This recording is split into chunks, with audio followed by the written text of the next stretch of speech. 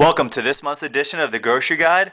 I'm Dr. Austin Cohen, and this month what we're going to be talking about are school lunches that you can give to your kids that are not only healthy, but are also affordable.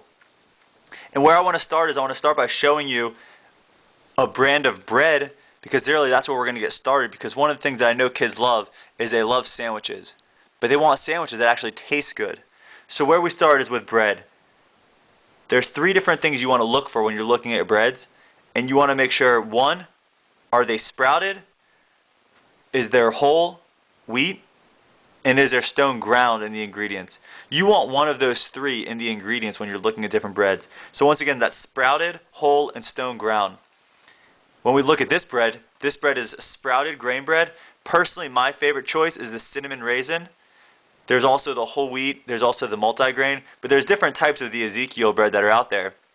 And you can also find the stone ground. This is found in the freezer section.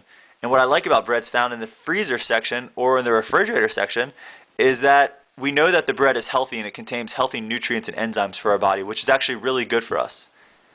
When we move over, when we talk about our first choice of sandwich, the all-time favorite is almond butter and jelly. Almond butter has one ingredient, which is almonds, and blackberry only has three ingredients, which is the white grape juice concentrate, blackberries, and fruit pectin. There's no extra preservatives. This is an all-natural fruit spread. This is great for sandwiches. These are even great for breakfast if you're looking for a breakfast sandwich.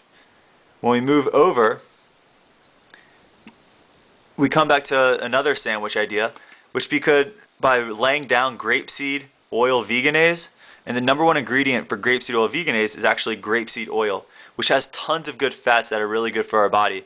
And we've talked about how good fats make hormones. So the more good fats we have in our body, the more hormones that we can produce and build up.